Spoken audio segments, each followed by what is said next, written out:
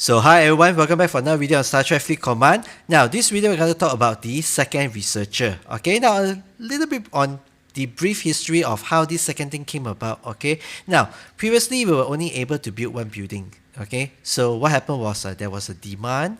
Okay, that Scopely please add in a second builder because it will help to build things concurrently, okay, and so therefore speed up the pace of how one progresses in game, okay. And so yes, 2 arcs ago, if I'm not mistaken, Scopely introduced the second builder, okay, and the second builder was only priced at $5 US, okay. Now the same request came about, okay, but this time was on the research. Now common sense, right? Since we have building, now the next thing that we would ask for would be a second researcher, and so along with this patch, Scopely introduced the second researcher.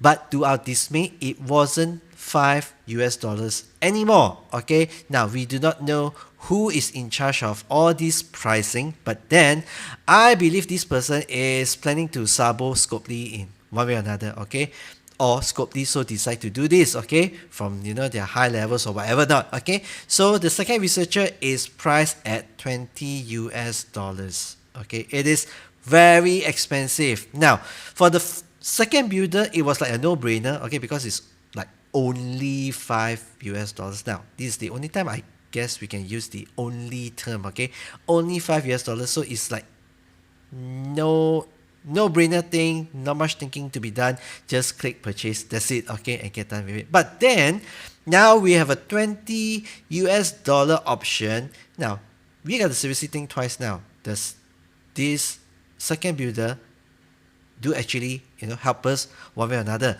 or should we, instead of spending on this second researcher, we spend on the better pass instead, which brings us much more value, okay. Now after all, in my opinion, the second researcher would not benefit you in a certain manner. Now it all comes down to what kind of player you are, okay. And so I was asked this: should they go and buy or purchase the second researcher? Now I would say this, that there's no clear yes or no answer, because I believe whether it will benefit you or not, it all entirely depends on what kind of player are you, okay.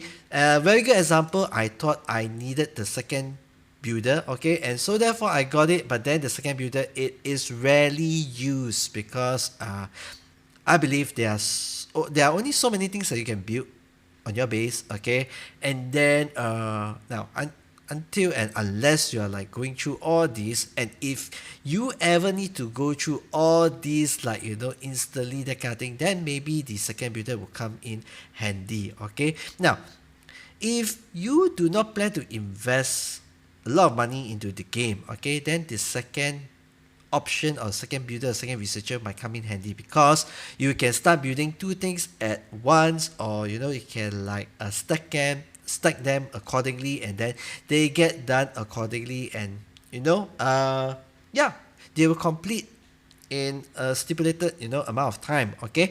But if you are one who are like actively involved in events, okay, then I feel the second researcher would not benefit you so well, because if you're looking at SLBs, okay, solo leaderboards, okay, whereby you will try to compare with another person on the server in that event bracket to try to push in as much points as possible for that SLB, okay, then you would need like instant speed ups rather than a slow one, okay. But if you're one who are thinking that okay, I am not rushing anywhere, or not planning to go anywhere, that kind of thing, so, and sooner or later you need that building get done, okay, so yes, it might be a little bit helpful for you to get the second researcher, okay. But then again, if you're someone who plans on boycotting Scopely because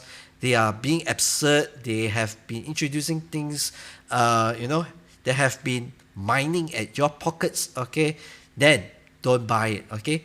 I for one will not buy it because of I'm an event-oriented person, so I need things instantly. So I normally speed up my researches, my buildings, my ships, whatever.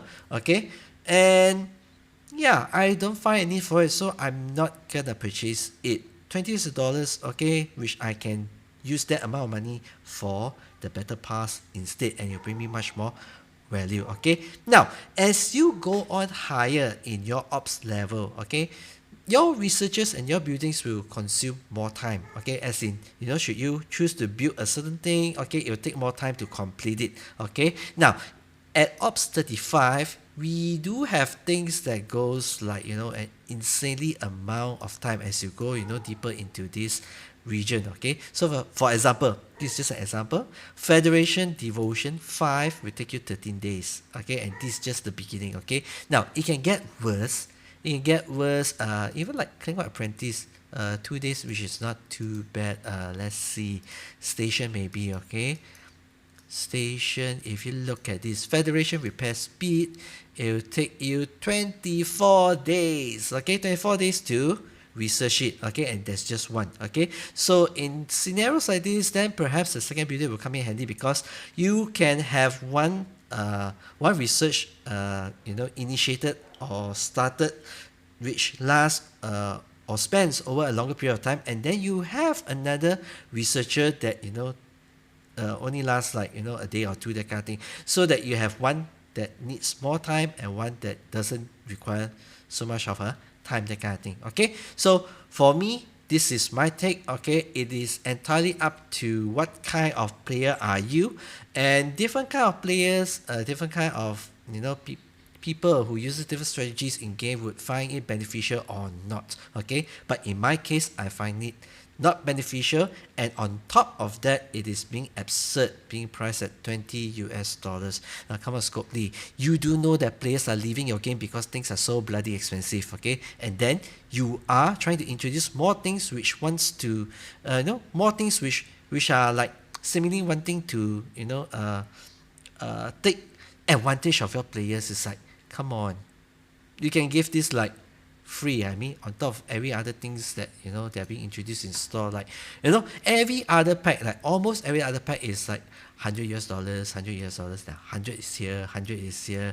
There's another 100 down here, down 100 here, 100 here. Okay, everything else, almost everything else is $100. Can't you just give that for free? I mean, that will give you some good repo.